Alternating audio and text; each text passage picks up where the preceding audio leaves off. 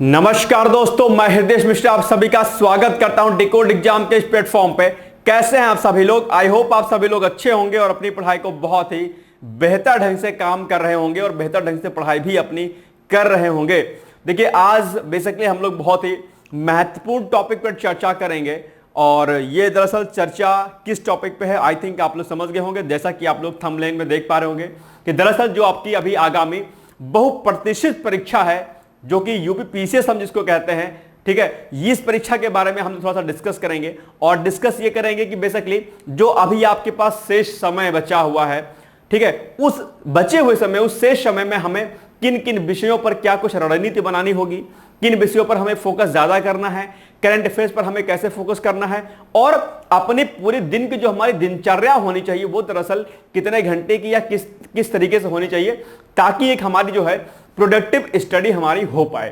तो ये आपके लिए आज जो है बहुत महत्वपूर्ण है और हम लोग इसी सब चीजों पर डिस्कस करेंगे। लेकिन इसके पहले एक मैं सूचना आपको दे दूं कि दरअसल मेरे द्वारा मॉर्निंग में 8 AM पर करंट अफेयर्स का वीडियो कराया जाता है। आप अगर नहीं देखते हैं तो प्लीज सुबह जो है 8 बजे जो है अपने दिन की शुरुआत करंट अफेयर्स के वीडियो के साथ कर सकते हैं, जो कि न सिर्फ आपके प्री परीक्षा के लिए महत्वपूर्ण होगा बल्कि जो आपकी मुख्य परीक्षा होती है पीसीएस की आरओ की, उसके लिए भी अति महत्वपूर्ण वो वीडियो होता है जिसमें मैं कई प्रकार के प्रश्नों कराता हूं, जहां पर मुख्य परीक्षा का एक अभ्यास प्रश्न साथ ही साथ में कुछ अन्य चीजें भी मैं आपको वहां पर टास्क के रूप में जो है देता रहता हूं। ठीक है, तो वीडियो आप लोग प्लीज देखा करिए। और अब हम आते हैं सीधे तौर पर अपने टॉपिक पर जो कि आज का हमारा थंबनेल है। हम किन किन विषयों पर आज चर्चा करेंगे? सबसे पहले हम प्री की रणनीति पर चर्चा करेंगे। बेसिकली जो प्री है आपका, ठीक है, इस प्री पर हम लोग क्या करेंगे, पूरा हमारा डेडिकेशन प्री पर रहेगा। आज मेंस पर हम लोग कोई बात नहीं करेंगे। लेकिन इसके पहले जो सबसे महत्वपूर्ण जो चीज है, जो सबसे बड़ा जो क्वेश्चन मार्क है आप सभी लोगों के सामने होगा कि परीक्षा दरअसल कब है। तो आयोग के नोटिफिकेशन के अकॉर्डिंग, आयोग की नोटिस के अकॉर्डिंग दरअसल जो आपकी परीक्षा है वो दिसंबर माह में प्रस्तावित है, मिड दिसंबर में। हालांकि आयोग ने पहले अपनी डेट 7 और 8 दी थी, ठीक है, तो हम लोग 7 और 8 दिसंबर 2 तारीखों को मान करके ही हम अपनी रणनीति बना रहे हैं। यह बात आपको विशेष तौर पर ध्यान देनी है। लेकिन इसमें एक पेच जो फंस रहा है कि आपकी परीक्षा 1 दिवस में आयोजित की जाएगी या 2 दिवस में। फिलहाल जो कल परसों तक की जानकारी जो थी उसके अनुसार दरअसल आपकी परीक्षा 2 दिवस में आयोजित किए जाने की बात हो रही थी, ठीक है। तो हम लोग उसी के अकॉर्डिंग दरअसल इन पर बिंदुओं पर क्या करेंगे, चर्चा करेंगे, ठीक है।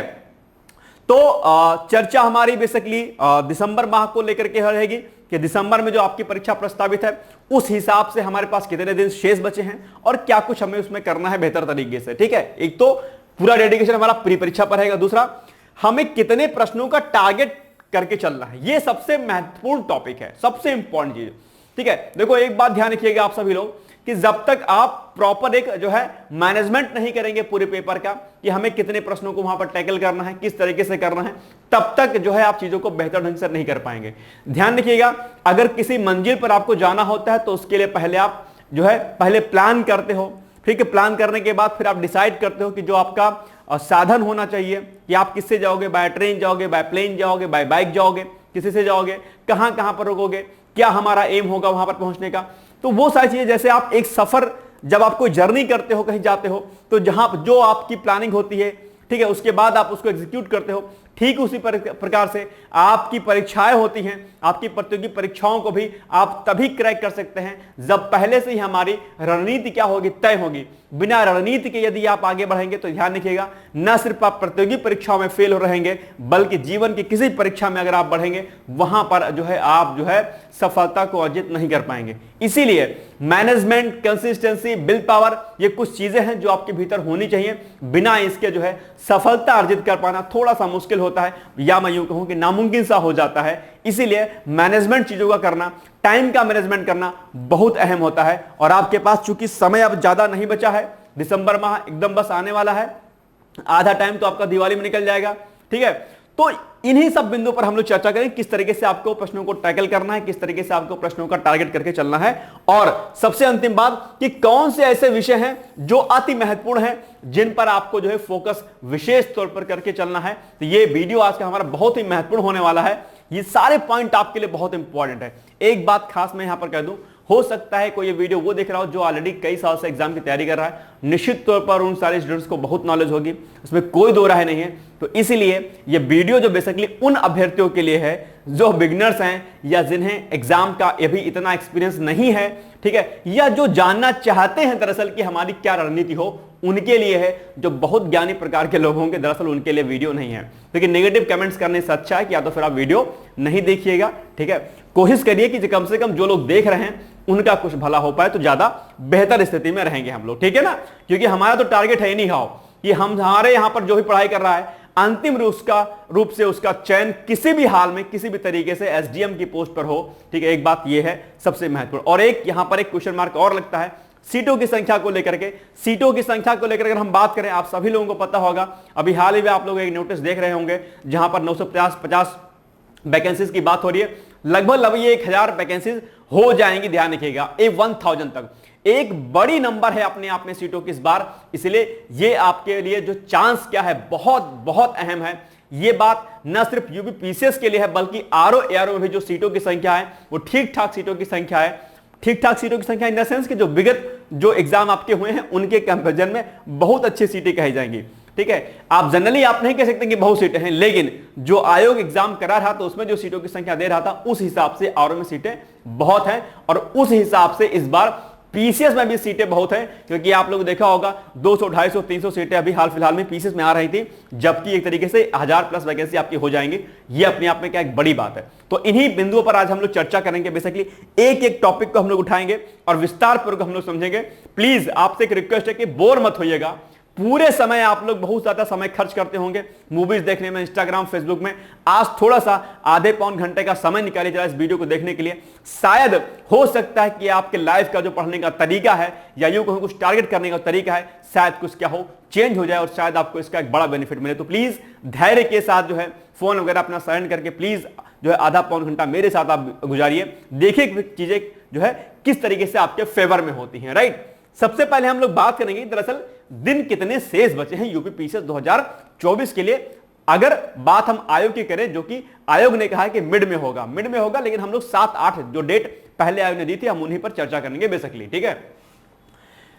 तो अच्छा, डेट उन्होंने कोई क्लेरिफिकेशन उसका नोटिफिकेशन नहीं दिया था। जो नोटिस चल रही थी और बाकी जो चीजें हैं जो आयोग ने बोला है कि मिड क्या कहते हैं दिसंबर, हम उसी के अनुसार मान के चल रहे हैं, 7 से 8 दिसंबर मान के चल रहे हैं, ठीक है। चलो उस हिसाब से अक्टूबर माह में अगर हम लोग 20 अक्टूबर से अगर हम लोग डेट काउंट करें, तो उस 20 अक्टूबर से अगर डेट काउंट करेंगे तो अक्टूबर माह में बचते हैं आपके पास दिन कितने शेष, 12 दिन शेष बचेंगे 20 अक्टूबर से अगर हम काउंट करेंगे तो।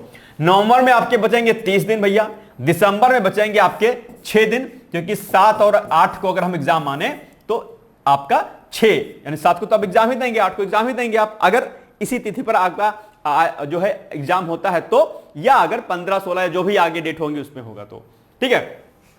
तो दिसंबर 6 को आपका एग्जाम होगा, यानी कि दिसंबर में 6 दिन। तो टोटल ये 12 + 30 + 6 ये टोटल हो जाएगा आपका भैया 48 दिन। 48 डेज हैं आपके पास कुल शेष। और ये आप एक बात आपको यहां पर बहुत अहम मैं कह दे रहा हूं, बहुत अच्छे से कह दे रहा हूं कि ये 48 दिन तो हैं, लेकिन अभी चूंकि दिवाली के 3-4 दिन आपके निकलेंगे, वेस्ट होंगे। आप बाहर पढ़ाई कर रहे होंगे, सिंपल सी बात है, आप बाहर जाएंगे, आने जाने में समय निकल जाएगा 1-2 दिन का, 2-3 दिन आप 4 दिन घर रहेंगे, बड़ा त्योहार है फेस्टिवल का, सिंपल सी बात है। लगभग 4 से 5 दिन आपका इसमें निकल जाएगा डैम सर। लेकिन मैं आपसे कह रहा हूं कि आप 4-5 दिन निकलेगा तो, लेकिन एक बात का ध्यान रखना कि उसमें भी आप थोड़ा बहुत पढ़ लेना। जैसे क्या होता है कि दिवाली वाले दिन जब सारे पटाखे अगर आप लोग फोड़ लेते होंगे, सारी चीजें हो जाती होंगी, तो आप लोग बैठ के पढ़ते होंगे जहां भी आप पूजा करते होंगे ना। एक हमारे यहाँ पर प्रथा है कि आप लोग जो है लक्ष्मी जी के सामने बैठ के पूजा के साथ में जो है पढ़ाई करना। तो उस दिन भी आप जो है अपना समय निकाल सकते हैं। दिवाली वाले विधिन आप कम से कम 1.5-2 घंटा पढ़ सकते हैं, कोई दिक्कत नहीं है, ठीक है। लेकिन फिर भी इस 48 दिन में से मैं यहां से कुछ दिन निकाल दे रहा हूं। मैं यहां से लगभग निकाल के दे रहा हूं, 4 दिन निकाल दे रहा हूं, 4 डेज, ठीक है, 4 डेज। तो लगभग आपके पास बचेगा 44 दिन। कितना? 44 डेज आपके पास बचेंगे, 44 डेज, ठीक है। अगर आप मान के चलते हैं 4 दिन और माइनस कर लेते हैं, ठीक है, चलो कोई बात नहीं, 4 दिन हो सकता है आपका कहीं और तबियत खराब हो जाए, कुछ और हो जाए, 4 दिन और माइनस कर लीजिए। ओवरऑल मैं 40 दिन इसको मान के चल रहा हूं, 40 डेज। और ये 8 दिन जो आपके हैं इसको आप माइनस कर लीजिए, क्योंकि घर जाओगे आओगे, हो सकता है कहीं जुकाम सर्दी बुखार हो जाए, आजकल डेंगू वेंगू का टाइम चल रहा है, ठीक है, बहुत कुछ चीजें हो सकती हैं, ठीक है। 8 दिन हमने निकाल लिया, बचे आपके पास 40 दिन शेष। वैसे तो 48 दिन बचते हैं, लेकिन हमने माइनस करके 40 दिन इसको कर दिया।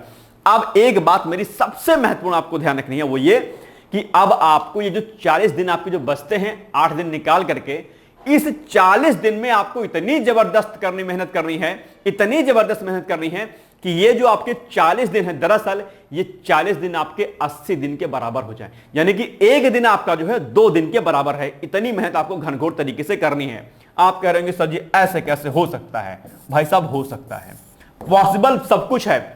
1.5-2 महीने 2.5 महीने जो अंतिम होते हैं ना एग्जाम के आपके, वही सबसे महत्वपूर्ण, वही सबसे प्रोडक्टिव, और उसी में सबसे ज्यादा मेहनत कर पाने की क्षमता आपके अंदर जो है विकसित हो जाती है। करके देखिएगा, यदि आपने जुनून ठान लिया है कि मुझे इस बार यूपी पीसीएस प्राइमरी परीक्षा या फिर आरओ की प्राइमरी परीक्षा मुझे क्रैक करनी है, तो ये 40 दिन आपके 80 दिन के बराबर हो जाएंगे, कोई जो है दिक्कत नहीं है, आप ऑटोमेटिक मेहनत कर ले जाओगे। शर्त क्या है? शर्त यही है कि आपको अपने अंदर, आपके भीतर एक आग जलनी चाहिए, आपके भीतर एक जुनून पैदा होना चाहिए आपके अंदर कि नहीं, इस वर्ष तो मुझे हर हाल में एसडीएम की पोस्ट, डिप्टी एसपी की पोस्ट, या जो भी आपकी मनचाही पोस्ट होगी उसको आपको अचीव करना है। ये आग अपने अंदर अगर नहीं पैदा की है, नहीं जन्म लिया है अगर आग ने, तो उसको आप करके देखिए, निश्चित तौर पर जो है आप इसमें घनघोर तरीके से जो है मेहनत कर पाने में सक्षम रहेंगे, ठीक है। लेकिन फिर से मैं कह रहा हूं कि एक सेंटेंस है, मेरा कोटेशन है कि जिद ही जीत है। जिद ठान लिया तो जीत सुनिश्चित है, कोई इसको रोक नहीं सकता, ठीक। तो अब आपको इस 40 दिन को 80 डेज में यानी कि 80 दिन में कन्वर्ट करना है। कैसे कन्वर्ट करना है, कितनी मेहनत करनी है, ये आपके ऊपर है। बस इतनी मत कर लेना कि तबीयत खराब हो जाए, हेल्थ इश्यूज हो जाए, लेकिन आप इसमें जबरदस्त मेहनत करके बढ़िया काम कर सकते हैं, राइट। चलो अब हम इस जो है पूरे जो डे आपके बचे हैं, इन्हीं के आधार पर दरअसल अब हम लोग थोड़ा सा अपनी स्ट्रेटजी को बनाएंगे। अब आइए देखते हैं कि आगे हमें क्या करना है। सबसे पहले हमें मेहनत करनी है, सब कुछ करना है, लेकिन उसके पहले भैया हमें यह तो तय करना पड़ेगा ना कि भाई हमें कितने क्वेश्चंस वहां पे अटेम्प्ट करने हैं, टारगेट क्या हो हमारा। कहीं गंतव्य को जा रहे हो तो किससे जाओगे, क्या टारगेट होगा, कुछ तो फिक्स होगा ना। तो सेम उसी तरीके से आपको प्रश्न जो है फिक्स करने पड़ेंगे कि कितने प्रश्नों का टारगेट करना है। जैसे अच्छा, हम लोग यूपी पीसीएस के पेपर फर्स्ट की स्ट्रेटजी पर डिस्कस कर रहे हैं, सेकंड पेपर सीसैट पर हम लोग डिस्कस नहीं कर रहे हैं। फर्स्ट पेपर की स्ट्रेटजी है, सेकंड पेपर क्वालिफाइंग होता है, ऑलरेडी उसका हमने एक बार जो है खाका आपको तैयार करके बताया था। तो आज हम लोग केवल पेपर फर्स्ट पर डिस्कस कर रहे हैं, राइट। पेपर फर्स्ट में जीएस के, जहां पर सामान्य धन का प्रश्न पत्र होता है, जिसमें प्रश्नों की संख्या कितनी होती है भैया, 150 प्रश्नों की इसमें संख्या होती है, ठीक है। अब इस 150 प्रश्नों में से पहली बात तो हमें यह पता होना चाहिए कट ऑफ कितनी जाती है। तो कट ऑफ की अगर हम बात करते हैं, बहुत ध्यान से इस बात को मैं समझने की कोशिश कीजिएगा थोड़ा सा। अगर हम बात कट ऑफ की करते हैं, ठीक है, कि जो आपकी कट ऑफ होती है, ठीक है, कट ऑफ जो होती है कितने नंबर की जाती है, कितने क्वेश्चन की जाती है। तो अगर आप विगत वर्षों की अगर बात करते हैं, ठीक है, तो जब से नेगेटिव मार्किंग होना स्टार्ट हुई है तब से लगभग आपके जो है 82, 85, लगभग 86 ऐसे लगभग क्वेश्चन की कट ऑफ जाती थी 90 क्वेश्चन तक। 2023 में थोड़ा सा मामला, 2022 या 23 में थोड़ा सा मामला बिगड़ा था, वहां पर कट ऑफ ज्यादा गई थी, लेकिन बहुत ज्यादा नहीं जाएगी, ध्यान रखिएगा, ठीक है। तो लेकिन हम लोग फिर भी 90 क्वेश्चन की कट ऑफ, 85 से 90, ठीक है, 85 से 90 क्वेश्चन जो है कट ऑफ का रहता है, ठीक है। इसी में प्लस माइनस होता है। ये जनरल की बात कर रहा हूं मैं, ठीक है, जनरल कैटेगरी की, ठीक है, जनरल कैटेगरी को मान के चलना है, ठीक है। बाकी एससी एसटी ओबीसी और जनरल तो लगभग आजकल बराबर ही चल रहा है, ईडब्ल्यूएस भी लगभग बराबर चल रहा है। एससी एसटी में थोड़ा सा डिफरेंस हो जाता है, बाकी जनरल ओबीसी लगभग सेम रहता है, राइट। हम लोग जनरल की कट ऑफ को मान के चल रहे हैं कि 85 से 90 क्वेश्चन जो है कट ऑफ आपकी जाएगी, किसकी, पीसीएस 2024 की, या जो भी आप आगे इन फ्यूचर एग्जाम देंगे, ठीक। तो अब इस हिसाब से अगर ये कट ऑफ जा रही है, 85 से 90 की कट ऑफ जा रही है, उस हिसाब से हमें लगभग 100 प्रश्नों का या 100 प्लस प्रश्नों का टारगेट करके चलना पड़ेगा। एनी हाउ कि मुझे 150 में से 100 प्रश्न, 105 प्रश्न, 102 प्रश्न सही करके जाने हैं। यह आपका टारगेट होना चाहिए भाई साहब। यह नहीं कि 85 से 90 कट ऑफ जाती है तो हमारा टारगेट 85 से 90 होगा ना। ऐसा करोगे तो फिर जो है क्या कहते हैं, चीजें फिर गड़बड़ हो जाएंगी। इसलिए आपको एनी हाउ आपको टारगेट करके चलना है एनी हाउ, आपको जो है 100 प्लस प्रश्न सही करने का। जब आप 100 प्लस प्रश्न सही करने का टारगेट रखोगे तब जाकर के कहीं ना कहीं जो है आप जो है फिर इस कट ऑफ को 85 से 90 के कट ऑफ को आप टच कर पाओगे। ये आपको विशेष तौर पर ध्यान देना, क्योंकि ऐसा तो है नहीं कि आप इतने बड़े महारथी हो कि आपने जितने क्वेश्चन किए सबके सब सही चले गए, ऐसा तो नहीं होगा। आप तो टैकल करोगे प्रश्न बहुत ज्यादा, लोग 120 130 35 प्रश्न, कुछ लोग तो 140 45 करके आते हैं, ठीक है, तो क्या वो सबके सब सही होते हैं? नहीं, माइनस हो जाते हैं, वो नेगेटिव मार्किंग हो जाता है। आपको पता है कि 1/3 नेगेटिव मार्किंग है, नेगेटिव मार्किंग चले जाते हैं। तो इसलिए आप जो है अच्छा प्रश्न वहां पर कितने हल करें ये पेपर पर डिपेंड करता है, ठीक है। आप कम से कम 130 35 प्रश्न करके आइएगा, कोई दिक्कत नहीं है, ठीक है, वो कट कटा करके आपके आ जाएंगे, ठीक है। वो ये डिपेंड करता है कि वो पेपर कैसा है। पेपर आसान अगर आएगा तो प्रश्नों को ज्यादा हल करिएगा, पेपर अगर कठिन आता है तो प्रश्नों को कम हल करिएगा, ठीक है। वो जैसा नेचर होगा पेपर का वैसे ही होगा, क्योंकि पेपर से पहले कट ऑफ अगर कोई बताता है तो वो सही नहीं है, ठीक है। हम जो कट ऑफ यहां बता रहे हैं कितनी होती है विगत वर्षों के आधार पर है, कितनी प्रश्नों की जाती है कट ऑफ। पेपर जैसा आएगा उसके अकॉर्डिंग आप प्रश्नों को वहां पर हल करिएगा, लेकिन प्रश्न सही होने का टारगेट आपको कितना होना चाहिए? वो होना चाहिए आपका 100 प्लस का, तब जाकर के आप 90 की कट ऑफ को या 85 से 90 की कट ऑफ को आप टच कर पाओगे। तो क्या ये मेरी बात आपके दिमाग में गई कि भैया हमको 100 प्लस प्रश्नों का यानी कि 100 प्लस प्रश्नों को टारगेट करके चलना है, कट ऑफ 85 से 90 तब हम उसको छू पाएंगे, टच कर पाएंगे, यानी कि इस कट ऑफ को हमें टच करना है एनी हाउ। ये बात समझ में आ गई आपके? दूसरी बात ये तो हो गया कि हमें हमारे दिमाग में चीजें फिट हो गई कि भैया हमको इतने प्रश्न का टारगेट करके चलना है। अब इस टारगेट को हमें अचीव कैसे करना है? टारगेट तो आपने फिक्स कर लिया कि भाई ये हमारा टारगेट है 100 प्लस प्रश्नों का, लेकिन इस 100 प्लस प्रश्नों की आंकड़े को आप कैसे छू सकते हैं, उसके लिए क्या कुछ रणनीति है, आइए हम इस पर बात करते हैं। उसके पहले एक कोर पॉइंट आपके सामने है, वो क्या है? वो ये है कि कुछ कोर विषय पर केंद्रित रहें। इसका मतलब क्या हुआ भाई साहब? इसको थोड़ा सा हम अलग से समझते हैं। कुछ कोर विषय, कुछ कोर विषय का मतलब क्या हो गया? कोर विषय, इसका मतलब क्या हो गया? इसका मतलब ये हो गया आपके पास पेपर किसका रहेगा? जीएस का। अब जीएस में आपके पास पॉलिटी, ज्योग्राफी, इकोनॉमिक्स, साइंस, ठीक है, यूपी स्पेशल, मिसलेनियस, बहुत कुछ आएगा। तो आपको कम से कम 4 विषय, ठीक है, कम से कम, क्या कम से कम, मेरी बात को बहुत ध्यान सुनिएगा, कम से कम, ठीक है, कम से कम 4 विषय, 4 विषय आपके पास ऐसे होने चाहिए जिन पर आपकी जो पकड़ है जबरदस्त होनी चाहिए। मतलब कि कहने का मतलब क्या हुआ कि ये 4 कुछ विषय आपके ऐसे कोर सब्जेक्ट होने चाहिए। क्या कोर सब्जेक्ट होने चाहिए? जिन पर आपकी पकड़ जबरदस्त हो, यानी कि उनमें अगर किसी एक विषय में, माना कि आपने कोर विषय के रूप में आपने 4 विषय लिए, 4 विषय में से मैं मान के चलता हूं कि आपने एक विषय ले लिया, क्या? विज्ञान विषय ले लिया। उस विज्ञान विषय में माना कि 15 क्वेश्चन पूछा गया, तो आप इस विषय को इतना बेहतर तैयार किए रहें कि 15 में से कम 15 के 15 हल कर पाने की स्थिति में रहें आप, या 15 ना कर पाए तो कम से कम इसमें आप 12 प्रश्नों को तो हल कर पाने की स्थिति में पूरे रहें। ये आप अपने अनुसार, क्योंकि मुझे नहीं पता कि आप किस विषय में क्या है स्ट्रांग हैं, तो कुछ ऐसे विषय आप चुनिंदा जो है आप चूज कर लीजिए, ठीक है, कम से कम 4 विषय से चूज कर लीजिए, जिन, या 3 से 4 विषय कम से कम, ठीक है, 3 से 4 मान लीजिए आप, 3 से 4 विषय आपके पास ऐसे होने चाहिए जहां पर एक भी प्रश्न जो है गलत ना होने की संभावना हो। आपको उन विषयों पर उतनी जबरदस्त मेहनत करनी है, यह बात आप विशेष तौर पर ध्यान दीजिएगा।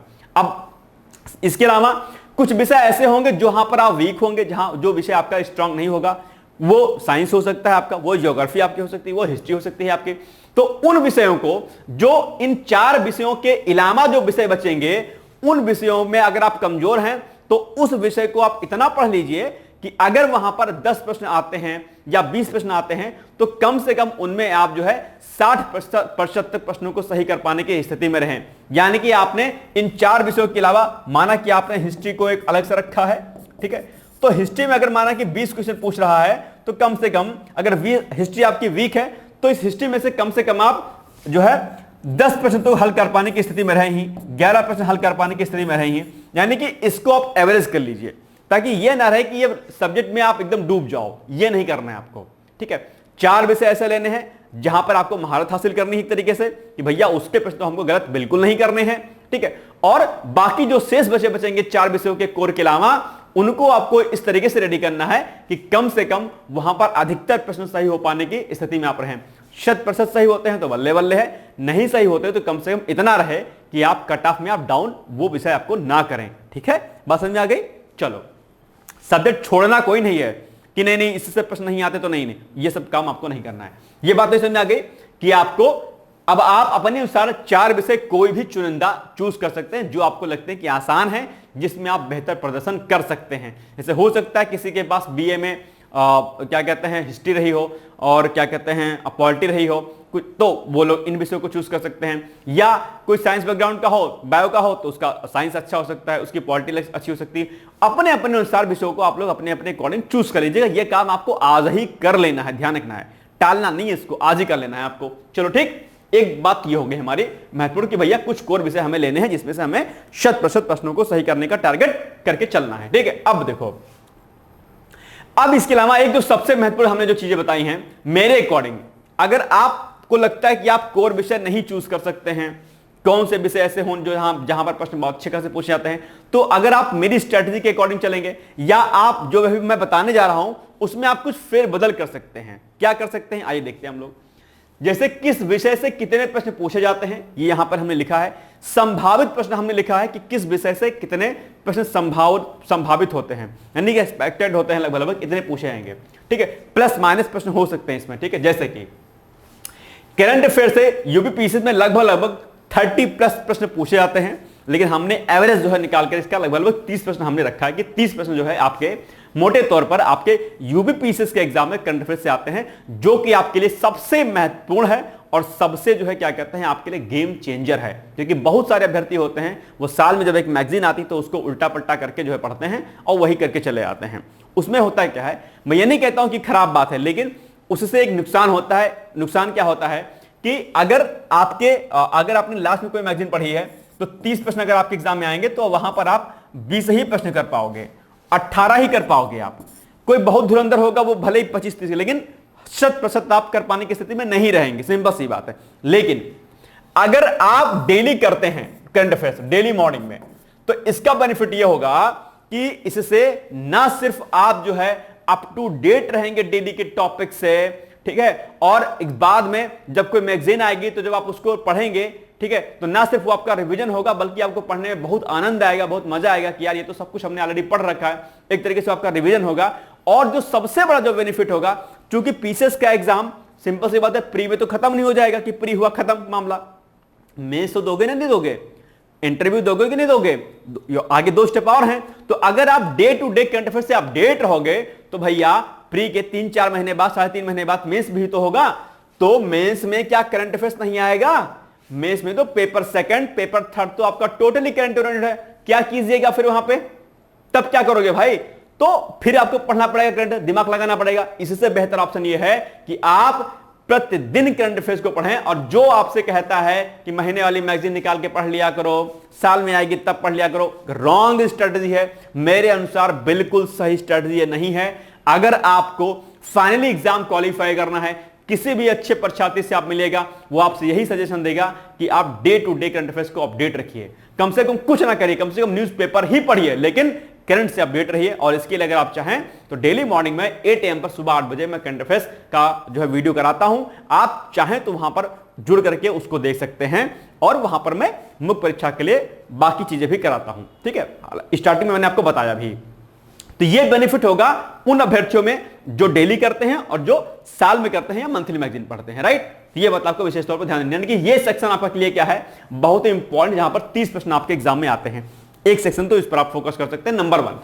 दूसरा, पॉलिटी। पॉलिटी लगभग सभी अभ्यर्थियों की जो पॉलिटी होती है वो क्या होती है, ठीक ठाक होती है। मतलब वो लगभग पॉलिटी के जो प्रश्न होते हैं क्या होते हैं, सही हो जाते हैं। लेकिन एक बात पॉलिटी को लेकर के एक बात ध्यान रखिएगा कि इस समय जो पॉलिटी के प्रश्न 1-2 साल से जो आयोग पूछ रहा है, क्योंकि ट्रेंड को आपको समझना जरूरी है, थोड़ा सा वो कॉन्सेप्चुअल पूछ रहा है। तो घटना चक्र तो पढ़िएगा पॉलिटी के लिए, बहुत अच्छी बात है, लेकिन इसके साथ साथ में कॉन्सेप्ट को क्लियर करते हुए आपको जरूर चलना है, ताकि यह ना रहे कि कुछ प्रश्न घुमा के पूछ ले और आप पॉलिटी के ना कर पाओ। क्योंकि आजकल क्या कर रहा है आयोग, कूट के फॉर्म में प्रश्न को पूछ रहा है आपसे, और कूट के फॉर्म में जब प्रश्न को पूछ रहा है तो वहां पर प्रश्नों के गलत होने की संभावना ज्यादा बढ़ जाती है। इसलिए आपको इस बात का ध्यान देना है कि आपके कॉन्सेप्ट क्लियर होने चाहिए। प्रश्न किसी प्रकार से पूछे पॉलिटी कि आप उसको टैकल कर पाने की स्थिति में रहें। तो ये बात आपको विशेष तौर पर ध्यान देनी है।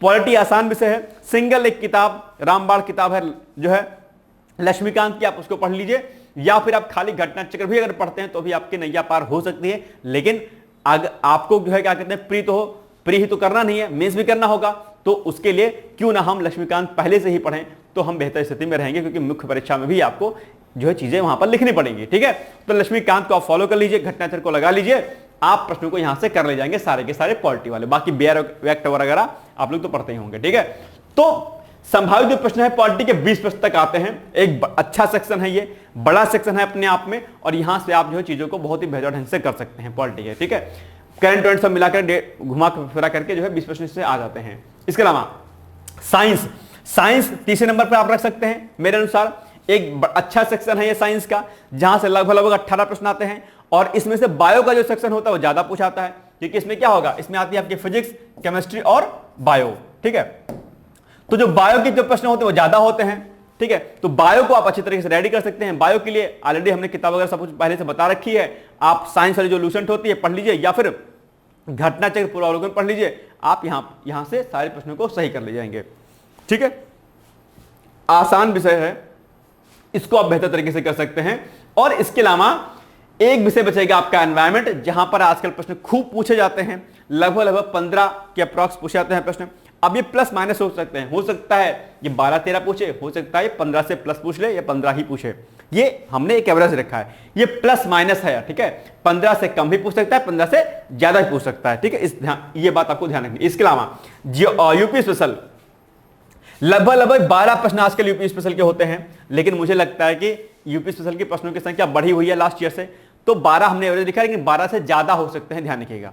अब एक बात यहां पर ध्यान रखो कि अगर आपने इतने विषयों पर फोकस कर लिया, कितने पर, करंट अफेयर्स पर, पॉलिटी पर, साइंस पर, एनवायरमेंट पर, यूपी स्पेशल पर, तो अगर आप इतने प्रश्नों को अगर आप काउंट करोगे, ठीक है, तो काउंट अगर आप करोगे तो आप पाओगे बेसिकली कि ये आपके जो प्रश्न हो जाते हैं वो 95 यहां पर हो जाएंगे। ठीक, कितने 95, यानी कि 2 5 7 8 7 15। ठीक है, 15 के 5 और 3 2 5 6 1 7 1 8 1 9 95 क्वेश्चन दरअसल आपके इतने ही सेक्शन से हो जा रहे हैं। कितने सेक्शन से भाई साहब? 95 जो क्वेश्चन आपके हो जा रहे हैं सिर्फ और सिर्फ जो है आपके इतने सारे सेक्शन से हो जा रहे हैं, यानी कि यूपी स्पेशल तक इतने सेक्शन से।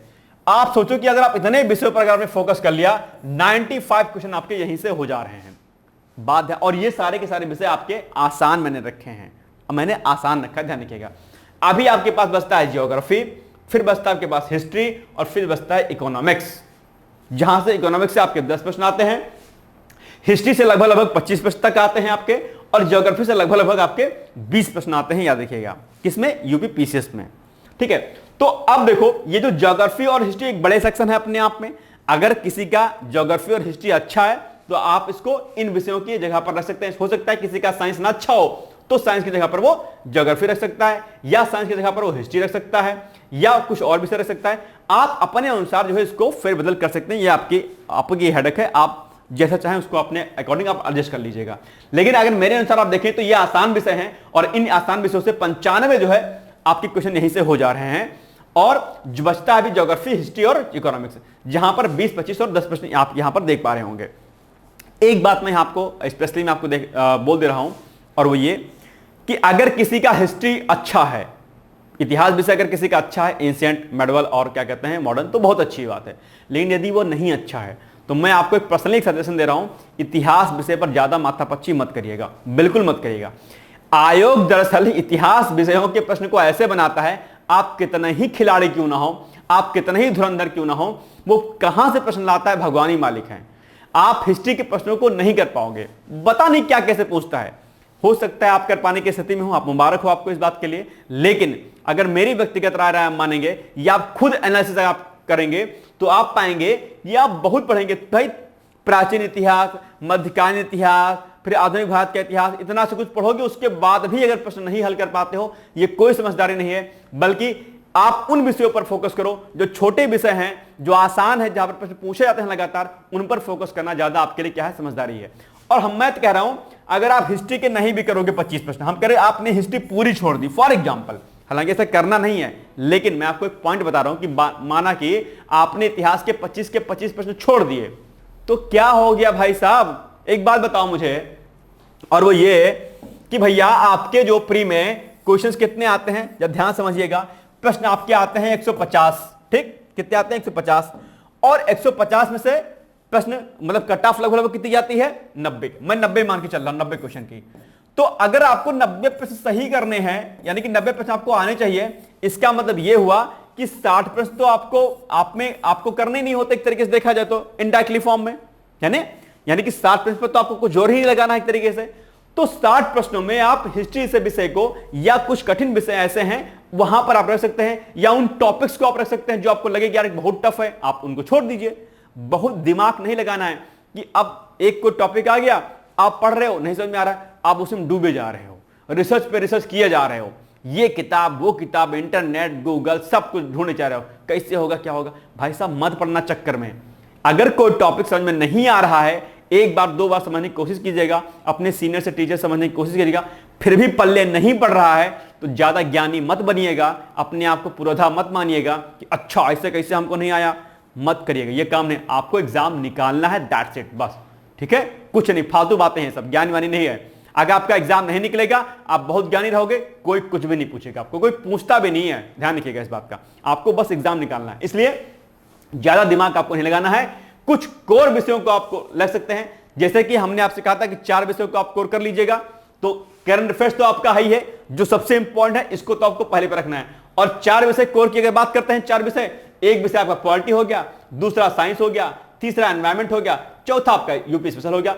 4 विषय ये हो गए, यानी कि इन 4 विषयों पर आपको इतनी इस तरीके से मेहनत करनी है कि इनके प्रश्न एक भी गलत ना होने पाए, और प्लस करंट अफेयर्स तो आपको करना ही करना है। तो 95 प्रश्न आपके सीधे तौर पर यहीं से हो गए आपके, ठीक। बाकी अभी तो ये 20 और प्लस 25 प्लस 10, यानी कि ज्योग्राफी, हिस्ट्री और इकोनॉमिक्स बस्ती ही बस्ती है। अब ऐसा तो है नहीं गुड़ गोबर टाइप के आप होंगे कि कुछ भी नहीं कर पाएंगे इनमें से। आप ज्योग्राफी में बहुत अच्छा कर सकते हैं, हिस्ट्री में आप मॉडर्न हिस्ट्री से बहुत अच्छे प्रश्नों को सही कर सकते हैं, इकोनॉमिक्स के प्रश्नों को सही कर सकते हैं, ठीक है। तो फिर ओवरऑल आप जो अगर आप पाएंगे, तो अगर इसमें से 95 प्रश्न है अगर हैं, तो सिंपल सी बात है 95 के 95 तो आप सही नहीं कर पाओगे, ठीक है, सिंपल सी बात है। तो बाकी आप इसमें से कर लीजिएगा, आप लगभग आप 90 प्रश्नों के आंकड़े को छू लोगे, टच कर लोगे। क्या ये मेरी बातें आपके समझ में आ रही हैं?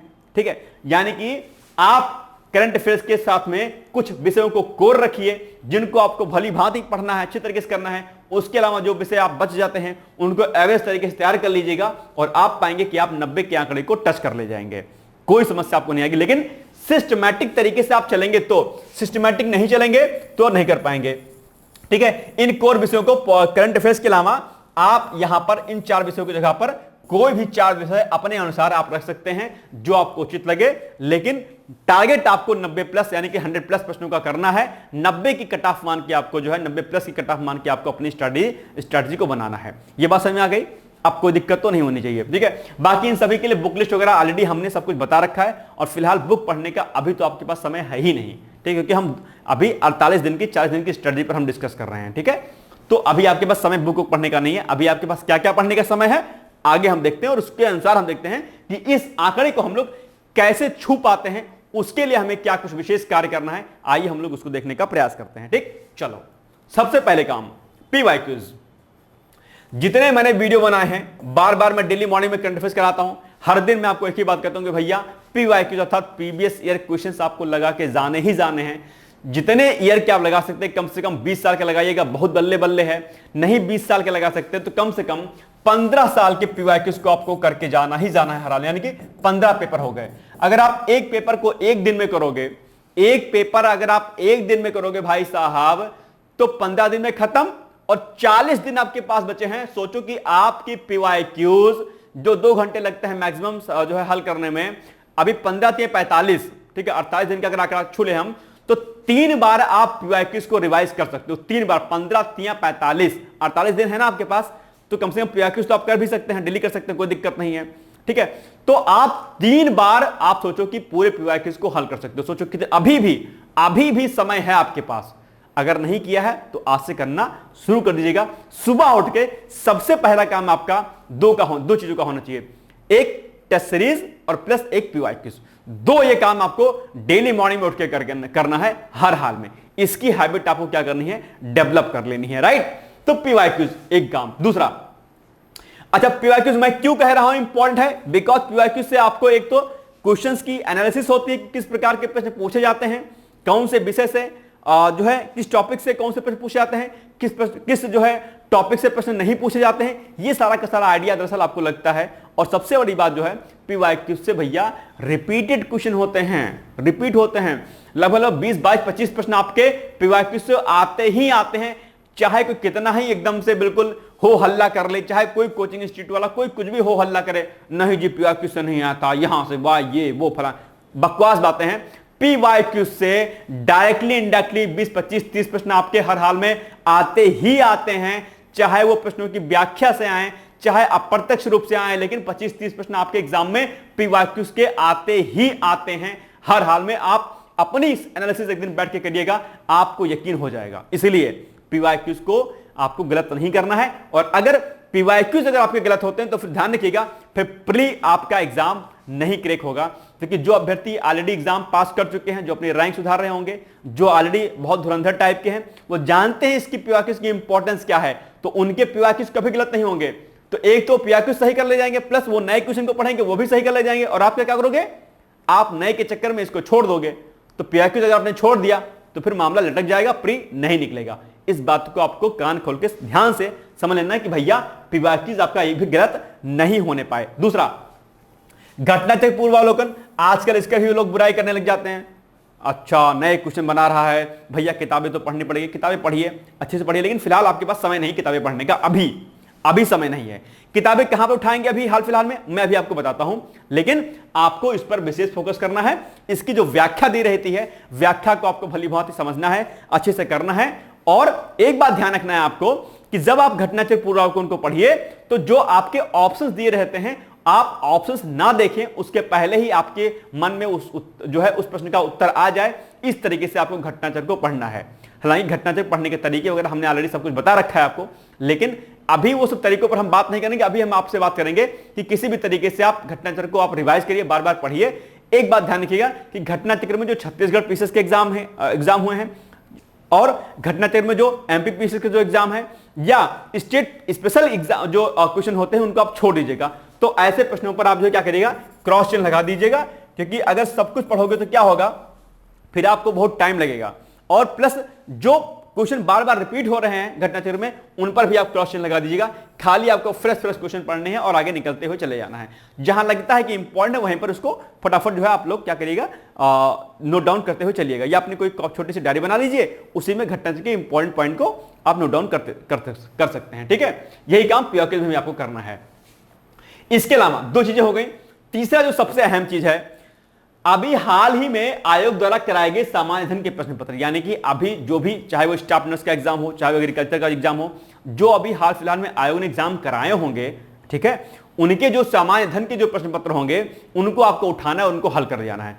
हाल फिलहाल के आयोग जो एग्जाम कराता है, कम से अगर आपने 7-8 प्रश्न जो है प्रश्न पत्रों को हल कर लिया, तो कम से कम उसी से 5-6 प्रश्न आपके जो है मोटे तौर पर आपके वहीं से फंस जाते हैं, हर हाल में फंस जाते हैं। अगर आपने विगत 1 साल के आयोग ने जो अभी हाल में एग्जाम कराए होंगे 1 सालों में, उनके प्रश्न पत्र को यदि आप हल करते हैं तो 7 से 8 प्रश्न जो है आपको वहीं से मिल जाते हैं। ये आप एक बार जरा ट्राई करके देखिएगा, आपको यकीन जो है हो जाएगा।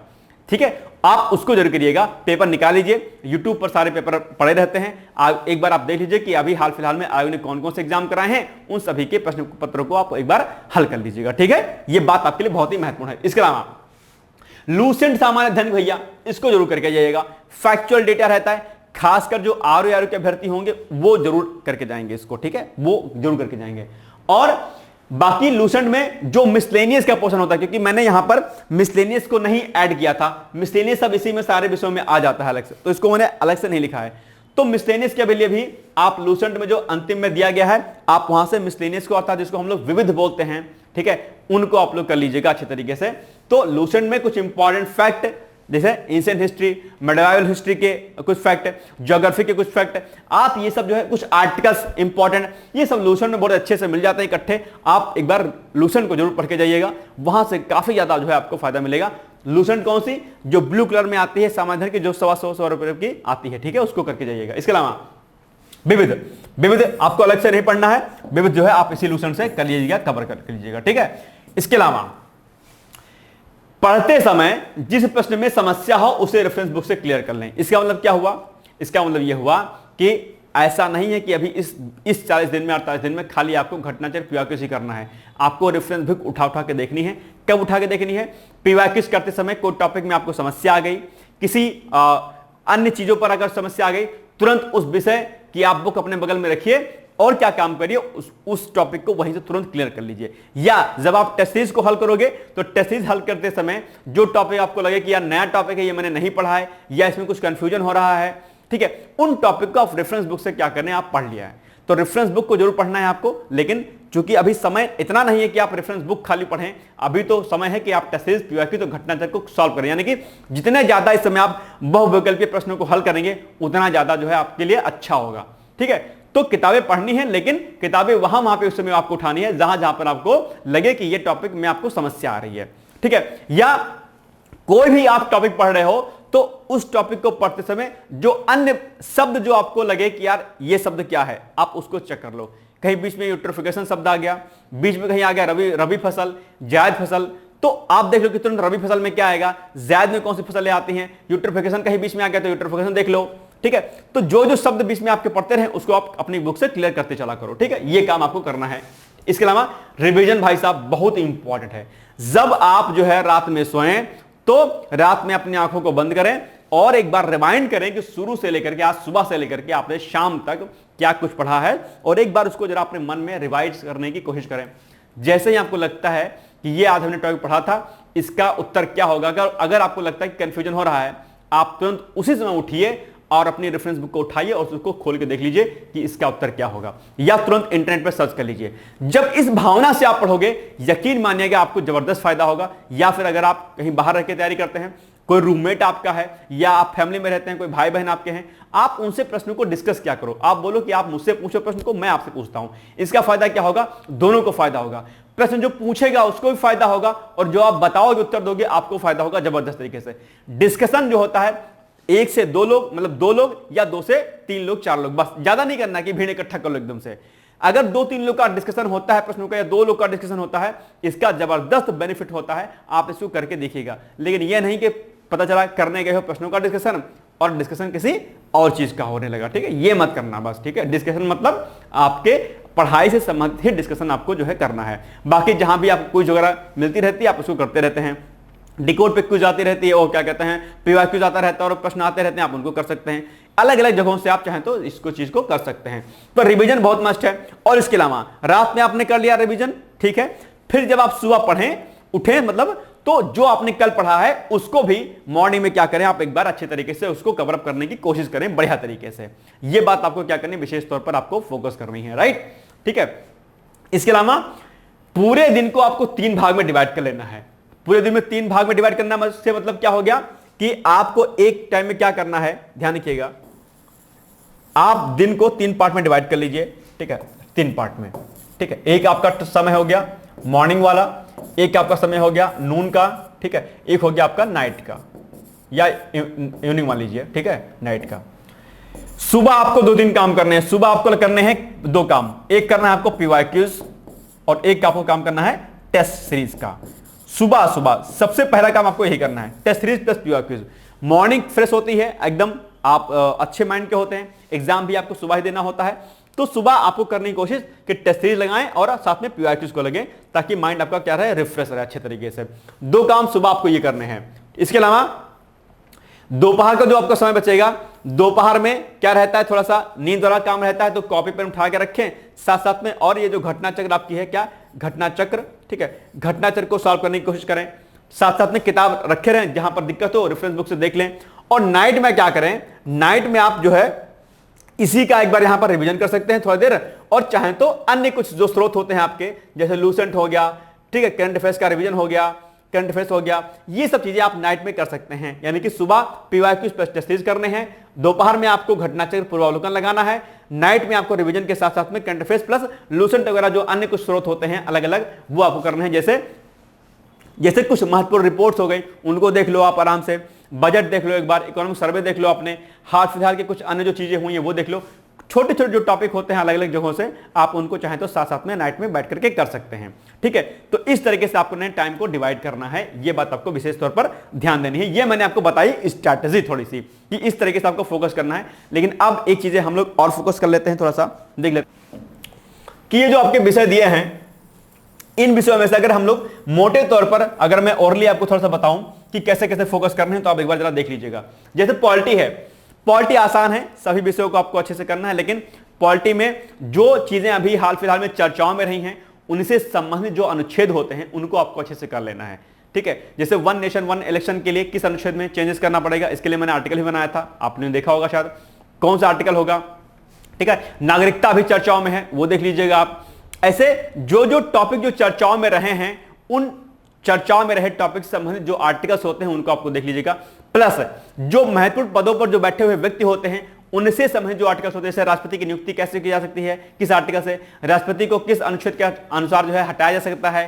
ठीक है, तो ये सारी जो चीजें होती हैं इनसे संबंधित जो अनुच्छेद होते हैं उनको करिएगा। और महत्वपूर्ण जो संवैधानिक और जो गैर संवैधानिक जो पद होते हैं या संस्थाएं होती हैं उनके बारे में भी आपको अच्छे तरीके से क्या करना है, पढ़ लेना है। और इसके अलावा सीबीआई हो गया, कैग हो गया, ठीक है, ये सब चीजें अक्सर चर्चाओं में रहती हैं, इनके बारे में अच्छे तरीके से आपको पढ़ना है। प्रधानमंत्री हो गया, राज्यपाल हो गया, राष्ट्रपति हो गया, लोकसभा संसद का जो चैप्टर है वो बहुत इंपॉर्टेंट है। संसद के चैप्टर में जो कमेटी है, स्टैंडिंग कमेटी, यानी कि जो क्या कहते हैं आपकी लोक लेखा समिति हो गई, तदर्थ समिति हो गई, ये सब कुछ समितियां जो आपके हैं क्या है, प्राक्कलन समिति हो गई, ये समितियों से संबंधित प्रश्न अक्सर आपके एग्जाम पूछे जाते हैं, इनको आपको अच्छे तरीके से क्या करना है, रेडी कर लेना है। और स्टार्टिंग जो 3 चैप्टर हैं, चाहे वो आपका फंडामेंटल राइट का है, फंडामेंटल ड्यूटी का है, डीपीएसपी का है, 3 चैप्टर आपके मौलिक अधिकार, मौलिक कर्तव्य और नीति निर्देशक तत्व, ये 3 चैप्टर बहुत इंपॉर्टेंट होते हैं और यहां पर बहुत सारे प्रश्न आपके पूछे जाते हैं। कुछ इंपॉर्टेंट केस हैं, जैसे केशवानंद भारती केस हो गया, गोलकनाथ केस हो गया, ये सब केस बार बार आपके एग्जाम में पूछे जाते हैं। इन केसों से संबंधित भी आपके एग्जाम में प्रश्न जो है क्लियर होने चाहिए। प्लस पंचायती राज व्यवस्था एक चैप्टर आपके पॉलिटी में, वहां से प्रश्न हर हाल में पूछा जाता है। बलवंत राय मेहता समितियां कब आई, ठीक है, और इसके अलावा अशोक मेहता समिति का गठन कब किया गया, ठीक है, जीवीके राव समिति का गठन कब किया गया, इन समितियों से संबंधित प्रश्न अक्सर आपके एग्जाम में पूछा आता है प्रश्न। तो इस तरीके से आपको चीजों को यहां क्या करना है, अच्छे तरीके से रेडी कर लेना है, जो कि पीवाईक्यू से आपको नॉलेज हो जाएगी। इसके अलावा अगर बात हम लोग साइंस की करते हैं तो साइंस में सबसे ज्यादा प्रश्न किससे आते हैं, बायो से आते हैं। बायो में क्या तैयार करना है आपको, बायो में तैयार करना है आपको जितने भी डिजीज के चैप्टर्स हैं आपके। डिजीज आजकल जो है आजकल बहुत सारे चर्चाओं में रहते हैं, आजकल बहुत सारे वायरल और बैक्टीरियल डिजीज जो है आ गई हैं, उनके बारे में आपको मालूम होना चाहिए। ठीक है, तो डिजीज का चैप्टर हो गया आपका, विटामिन का चैप्टर आपका हो गया, पोषण का जो चैप्टर हो गया, पोषण के चैप्टर में कौन कौन से जो है क्या कहते हैं अलग अलग जो आपके अम्ल होते हैं वो उनका कहां से निकलते हैं, क्या कुछ उनका कार्य होता है, उनके बारे में। इसके अलावा ब्लड का जो चैप्टर होता है, आरबीसी क्या होती है, डब्ल्यूबीसी क्या होती है, प्लेटलेट्स क्या होती हैं, ठीक है, कितनी होनी चाहिए प्लेटलेट्स बॉडी में, आरबीसी डब्ल्यूबीसी कितनी होनी चाहिए। इसके अलावा हार्मोन्स का जो चैप्टर है आपके लिए वो बहुत इंपॉर्टेंट है। सेल कोशिका का जो चैप्टर है वो आपके लिए बहुत इंपॉर्टेंट है। ये कुछ चैप्टर ऐसे हैं जो आपके एग्जाम के लिए क्या है, बहुत ही इंपॉर्टेंट है। ठीक है, प्रोकैरियोटिक यूकैरियोटिक सेल में कभी कभी अंतर पूछ लेता है, माइटोकॉन्ड्रिया पूछ लेता है कई बार। ठीक है, तो ये सब जो चीजें हैं बायो में, ये आपके लिए क्या है, वेरी वेरी मोस्ट इंपॉर्टेंट है, इनको आपको रेडी करना है। ठीक उसी तरीके से फिजिक्स पे आपको फोकस करना है। फिजिक्स में उदाहरण क्या था, जो बेस्ड जो क्वेश्चन होते हैं बहुत पूछे जाते हैं। ठीक है, कि भाई आकाश नीला क्यों दिखाई देता है, ठीक है, कुकर में खाना जल्दी क्यों पकता है, जो एग्जांपल बेस्ड जो क्वेश्चन होते हैं। सरफेस टेंशन, पृष्ठ तनाव पर आधारित प्रश्न बहुत अक्सर आपके एग्जाम पूछा जाता है, तो सरफेस टेंशन को आपको रेडी कर लेना है। ये सब जब बोल रहा हूं नोट करते चलो प्लीज, ठीक है, मैं बकबक कर खाली कर रहा हूं ऐसा नहीं काम चलेगा, इसको नोट करते चलो साथ साथ में। तो फिजिक्स में आपको उदाहरण बेस्ड जो प्रश्न होते हैं उनको अच्छे से रेडी करना है। केमिस्ट्री में आप जनरली केमिस्ट्री को रेडी कर लीजिएगा, अम्ल क्षार क्या होते हैं और बाकी लिटमस पेपर से लेकर के जो छोटी छोटी चीजें होती हैं, कुछ कुछ सूत्र बेंजीन से लेकर के अलग अलग, इनको आप लोग अच्छी तरीके से रेडी कर लीजिएगा। तो आपका साइंस का पोर्शन लगभग आपका क्या हो जाएगा, रेडी हो जाएगा। और साइंस के पोर्शन में बायो वाले सेक्शन को आपको अच्छे तरीके से क्या करना है, रेडी करना है। ठीक है ना। इसके अलावा एनवायरमेंट में आपको इकोसिस्टम का चैप्टर हो गया, बायोडायवर्सिटी का चैप्टर हो गया आपका। बायोडायवर्सिटी के अलावा नेशनल पार्क क्या होते हैं, बायोस्फीयर रिजर्व क्या होते हैं, कौन कौन से बायोस्फीयर रिजर्व कहां कहां पाए जाते हैं, हाल फिलहाल में कौन कौन से नेशनल पार्क बने हैं या किनको जो है क्या कहते हैं यूनेस्को ने अलग से स्थल घोषित किया है, विश्व विरासत में घोषित किया है। ऐसे प्रश्न कई बार आपके एग्जाम में पूछाते हैं। नेशनल पार्कों की संख्या कितनी हो गई है, बाघ रिपोर्ट, हाथी प्रोजेक्ट, हंगुल प्रोजेक्ट, कई प्रकार के कुछ प्रोजेक्ट हैं, कब की उनकी शुरुआत की गई थी, ठीक है। ये कुछ नए प्रोजेक्ट जो अभी लॉन्च किए गए हैं उनके बारे में, हाल फिलहाल में कोई तितली की कोई नई प्रजाति खोजी गई है, वो कहां खोजी गई है, ये सब मैंने करंट अफेयर्स में आपको कराया है, तो आप वहां से इसको देख सकते हैं, ठीक है, अच्छी तरीके से। और जो एनवायरमेंटल जो एक्ट होते हैं वो आपको अच्छे तरीके से देख लेना है, चाहे वो वाइल्ड लाइफ प्रोटेक्शन एक्ट हो, चाहे वो आपका क्या कहते हैं कुछ नॉइज पोल्यूशन से रिलेटेड एक्ट हो, वाटर कंजर्वेशन से संबंधित कुछ एक्ट हो, ये सभी एक्ट जो आपके लिए इंपॉर्टेंट है उनको अच्छे तरीके से क्या कर लीजिएगा, कर लीजिएगा। पेरिस समिट हो गया आपका, वियना कन्वेंशन हो गया आपका, बहुत सारे कन्वेंशन हुए हैं, उन सभी पर आपकी नजर अच्छी तरीके से होनी चाहिए। और इसी में एसडीजी जो प्लान है, एसडीजी प्लान, वो आपको अच्छे तरीके से होना चाहिए। जो 17 एसडीजी जो गोल हैं 17 के 17, वो एसडीजी गोल 17 के 17 आपको क्या होने चाहिए, याद होने चाहिए। तो इस तरीके से आप चाहें तो एनवायरमेंट को अच्छे तरीके से कर सकते हैं। यूपी स्पेशल आप लोग सभी लोग जानते होंगे, अच्छे से करते होंगे, परीक्षा वाणी की बुक आती है उसको करिएगा, वहां से सारे प्रश्न आपके यहां से हो जाएंगे, हल हो जाएंगे, ठीक है। ज्योग्राफी में से इंडियन ज्योग्राफी को आपको अच्छे से रेडी करना है। इंडियन ज्योग्राफी में से इकोनॉमिक ज्योग्राफी बहुत पूछी जाती है, ठीक है, तो आप उसको अच्छे से रेडी कर सकते हैं। इसके अलावा हिस्ट्री में मॉडर्न हिस्ट्री आप अच्छे से तैयार करिएगा, और मॉडर्न हिस्ट्री में जो गांधी वाला एरिया है उनको अच्छे से तैयार करिएगा।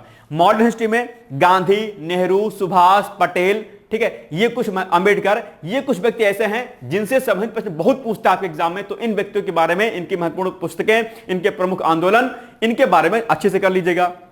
1857 का जो रेवोल्यूशन है वो बहुत इंपॉर्टेंट है, ठीक है। और जो प्रमुख जो विद्रोह, आदिवासी विद्रोह, सन्यासी जो विद्रोह हुए हैं उनका कालक्रम और कब कब हुए हैं वो अक्सर आपके एग्जाम में पूछा जाता है, तो उसको रेडी कर लीजिएगा, ठीक है। पत्र पत्रिकाओं के नाम, साप्ताहिक पत्र पत्रिकाएं कैसे कैसे क्या रही हैं वो सब आपको रेडी कर लेना है। इकोनॉमिक्स में मैंने कई बार आपको बताया है, इकोनॉमिक्स मैंने क्रैश कोर्स में आपको कराया भी इंपॉर्टेंट, उसमें लॉरेंज वक्र हो गया, फिलिप्स वक्र हो गया, ठीक है, जीडीपी क्या होती है, ठीक है, और राजकोषीय घाटा का क्या होता है, कितना होता है राजकोषीय घाटा, बजट, इकोनॉमिक सर्वे, ये सब चीजें। और इसमें कुछ इंपॉर्टेंट जो है क्या है, कमेटियां बनी हैं अलग अलग, तेंदुलकर कमेटी हो गई, रंगनाथन कमेटी हो गई, ठीक है, इनकी क्या क्या अनुशंसाएं थी, ठीक है, ये सब कुछ आपको इकोनॉमिक्स में तैयार करना है। मोटे तौर पर मैंने आपको हल्का फुल्का बता दिया कि इस तरीके से आपको जो है करना है। यानी कि जब आप पीवाईक्यूज को करोगे तो पीवाईक्यूज करते समय आपको एक आइडिया लग जाएगा कि यार इस संबंधित टॉपिक से प्रश्न बार बार आपके एग्जाम में पूछे जा रहे हैं, उन टॉपिक को आपको एक अलग जगह पर नोट कर लेना है, और उन टॉपिक्स को आपको क्या करना है, अच्छे तरीके से रेडी करना है कि भैया इस टॉपिक से तो प्रश्न बहुत पूछे जाते हैं। क्या ये सारी बातें मेरे आपके समझ में आ रही हैं? आई थिंक समझ में आ ही रही होंगी, ठीक है। और इसमें हिस्ट्री में जैसे मॉडर्न हिस्ट्री मैंने आपको बता दिया, ठीक उसी प्रकार से आप एंशिएंट हिस्ट्री को कर सकते हैं। एंशिएंट हिस्ट्री में से आप सिंधु घाटी सभ्यता, जैन धर्म, बौद्ध धर्म बहुत पूछता है आपके एग्जाम में, उसको अच्छे से कर लीजिएगा अच्छे तरीके से। वैदिक सभ्यता बहुत पूछता है आपके एग्जाम में। बाद में आप जो गुप्त और मौर्य काल कर लीजिएगा अच्छे तरीके से। मेडुअल में आप कम से कम जो है मुगल साम्राज्य और सूफी संत का जो चैप्टर है उसको अच्छे से कर लीजिएगा। तो ये कुछ ऐसी चीजें हैं जो आपको जाननी चाहिए कि कहां कहां से किस प्रकार के प्रश्न पूछे जाते हैं। और करंट अफेयर्स तो हमने आपको कराया है, डेली मॉर्निंग में मैंने करंट अफेयर्स आपको कराया है, जबरदस्त तरीके से कराया है। अगर आप लोग आई दृष्टि जो मैगजीन अभी आई है मार्केट में, आप लोग उसको कर रहे होंगे, अगर आपने 7 मई से मेरा करंट अफेयर्स देखा होगा तो आप पा रहे होंगे कि दृष्टि में सभी प्रश्न जो है मेरे यहां पर ऑलरेडी हमने आपको करा चुके हैं, मैंने करा दिया उसको, ठीक है। 7 मई से पहले मैंने नहीं कराया था, ठीक है, उसके पहले आप लोग उसको देख लीजिएगा। लेकिन अगर अभी भी आपने मेरा वीडियो नहीं देखा तो आप चाहें तो उसको फटाफट जो है आप उसको फास्ट करके अब वीडियो को आप देख सकते हैं अच्छे तरीके से, ठीक है। तो ये कुछ चीजें होगी जो हमने बताई। तो इस तरीके से आपको स्ट्रेटजी जो बनानी है, यानी कि आपको जो है क्या काम करना है, आपको 100+ जो है प्रश्नों का टारगेट करके चलना है। डेली आपको तैयारी करनी है, डेली मॉर्निंग में आपको टेस्ट सीरीज लगानी है, प्लस पीवाईक्यू करना है, घटना चक्र पूर्वावलोकन पढ़ना है, रात में उसका रिवीजन करना है, लूसेंट को जरूर करते चलना है। आयोग द्वारा हाल फिलहाल में जो पेपर कराए गए होंगे उनको प्रश्न पत्रों को लाकर उनको हल करना है, ठीक है, यही करना है आपको। और कुछ कोर सब्जेक्ट को चूज कर लेना है जिन पर आपको जबरदस्त मेहनत करनी है और टारगेट इसी के अनुसार आपको लेकर चलना है।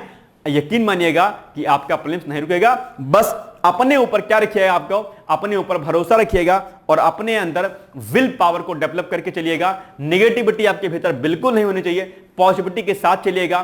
कहीं कोई समस्या अगर आती है, इसमें कुछ बातें अगर छूट गई हैं, कुछ रह गई हैं, तो प्लीज आप कमेंट बॉक्स में जाकर के कमेंट कर दीजिएगा कि सर ये चीज रह गई, आप इसमें हमें कैसे करना है। निसंकोच होकर के, डरिए मत कमेंट करके। कई बार लोग डरते हैं कि यार लोग क्या सोचेंगे, लोगों से नहीं डरना है आपको ना, आपको लक्ष्य निर्धारित करना है। और यकीन मानिएगा एक जो बात मैंने स्टार्टिंग में कही कि जो आपके 40-48 दिन जो बच रहे हैं उसमें आपको मेहनत कैसी करनी है, आपको मेहनत इस प्रकार से करनी है कि जो आपका एक दिन है वो एक दिन आपके 2 दिन के बराबर हो, इतनी जबरदस्त आपको मेहनत करनी है। और यकीन मानिएगा कि सीटों की संख्या बहुत ज्यादा है, ऐसे में ये मौका आपके लिए बहुत जबरदस्त है। मेरी आपसे करबद्ध निवेदन है, हम्बल रिक्वेस्ट है, प्लीज आप लोग इस बार जबरदस्त तरीके से मेहनत करिए, प्री निकालिए मेंस के लिए, फिर हम आपके साथ रहेंगे। निसंकोच होकर के आप लोग जो है कोई भी प्रश्न मुझसे पूछ सकते हैं, कहीं कोई समस्या आती है आप बात मुझसे कर सकते हैं। बाकी मेरी तरफ से आप सभी लोगों को ऑल द बेस्ट है। हाँ प्लीज आप सभी लोग अपने स्वास्थ्य का ध्यान रखिएगा, ये सबसे अहम है। पता चले कि आप पढ़ने के चक्कर में अपने स्वास्थ्य को खराब कर लेते हैं, पता चलेगा उसमें 20 दिन आपका उसी में निकल गया। ये काम आपको नहीं करना है, स्वास्थ्य पर खास ध्यान रखना है, ठीक है। हैवी कोई फूड्स मत खाएं, जंक फूड से प्लीज आप लोग बचें थोड़ा सा इस समय, ठीक है। और हेल्दी फूड्स खाएं, लिक्विड के फॉर्म में चीजें खाएं अच्छी तरीके से। और इसके अलावा बादाम वगैरह अगर नहीं खाते हैं तो खाया पिया करिए थोड़ा सा, ठीक है, ताकि हेल्थ इश्यूज आपके ना होने पाए। इस समय सबसे ध्यान जो देना है वो देना है आपको अपने ऊपर। और एक बात खास कि प्लीज कुछ समय के लिए थोड़ा सा अपने लिए जी लीजिए, किसी के लिए मत जिए। ये समय आपके लिए है, ये भविष्य आपके लिए है, क्योंकि ध्यान रखिएगा दुनिया उगते हुए सूरज को प्रणाम करती है, अस्त होते सूरज को प्रणाम नहीं करती है। यदि कल को आप निखर के सामने आएंगे तो लोग आपकी वाहवाही करेंगे, आपको लोग आपके नाम का परचम लहराएंगे। यदि आप किसी कारणवश जो है आप लाख नॉलेज रखते हैं, यदि आप जीवन में सफल नहीं होते हैं तो आपकी कोई वैल्यू नहीं रहती है। और एक बात ध्यान रखिएगा कि वो व्यक्ति आपको सबसे पहले छोड़ के जाएगा जो व्यक्ति आपके सबसे नजदीक है, जिसके साथ आपने 7 जन्म साथ रहने का वादा किया होगा। इसलिए मेरी बात पर विशेष ध्यान दीजिएगा कि आप अपनी पढ़ाई पर फोकस करिए। दुनिया में हर वो चीज आपको मिल जाएगी, शर्त इतनी सी है कि पहले आप अपने लिए काम करें, ठीक है, अपने ऊपर काम करें। विद्यार्थी का धर्म और विद्यार्थी का उद्देश्य दरअसल यही होना चाहिए। बाकी मेरी तरफ से आप सभी लोगों को बहुत सारी शुभकामनाएं हैं। ऑल द बेस्ट है, मेरा फुल सपोर्ट आपके साथ है। All the best, thank you so much, bye bye, take care.